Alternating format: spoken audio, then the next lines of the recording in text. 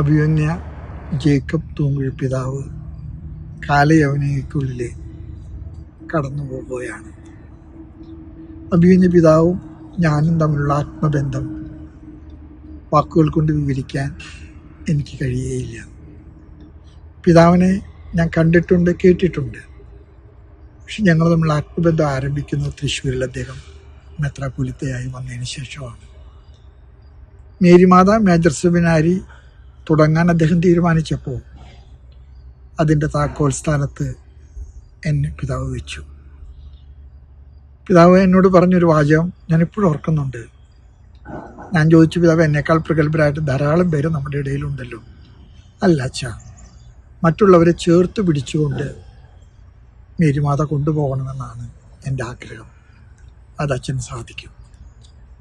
എന്നെ വിശ്വസിക്കുകയും ഒരുപാട് ഇഷ്ടത്തോടുകൂടെ പ്രോത്സാഹിപ്പിക്കുകയും ചെയ്ത പിതാവ് പലപ്പോഴും എനിക്ക് തോന്നിയിട്ടുണ്ട് എന്നോടാണ് ഏറ്റവും കൂടുതൽ സ്നേഹമെന്ന്.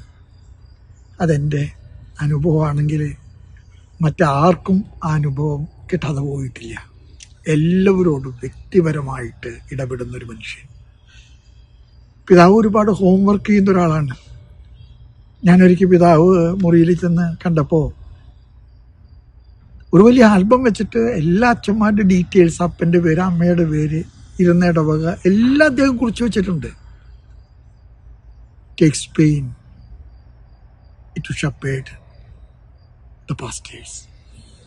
അദ്ദേഹം മേരിമാത തുടങ്ങുമ്പോൾ അദ്ദേഹത്തിൻ്റെ ഒറ്റ ആഗ്രഹം മാത്രമേ ഉണ്ടായിരുന്നുള്ളൂ. നമ്മുടെ എല്ലാ സെമിനാരികളിലും കുട്ടികളുടെ തലയ്ക്കകത്ത് അറിവ് കൊടുക്കുന്നുണ്ട്. പക്ഷെ ജീവിതത്തിൻ്റെ അനുഭവം കൊണ്ട് അത് തിരിച്ചറിവാകണം. പോവർട്ടിയെക്കുറിച്ച് ഡിസർട്ടേഷൻ എഴുതാൻ എളുപ്പമാണ്. പക്ഷെ പോവർട്ടി അനുഭവിക്കുന്ന അസീസിയിലെ ഫ്രാൻസിസിനെ പോലെ ആളുകളാണ് നമുക്ക് വേണ്ടത്.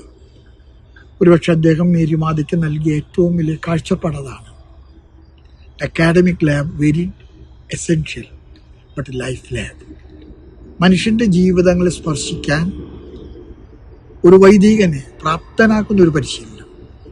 പിതാവ് കടന്നു പോകുമ്പോൾ എനിക്ക് പറയാൻ സാധിക്കും, സിറോ മലബാർ സഭയ്ക്ക് പിതാവ് നൽകിയ ഏറ്റവും വലിയ സംഭാവന പിതാവിൻ്റെ സാന്നിധ്യവും പിതാവിൻ്റെ സൗഹൃദങ്ങളും പിതാവിൻ്റെ സംരംഭങ്ങളുമാണ്. ഒരുപാട് സ്നേഹത്തോടുകൂടെ പിതാവെ ഞങ്ങൾ ആദരാഞ്ജലികൾ അർപ്പിക്കുന്നു.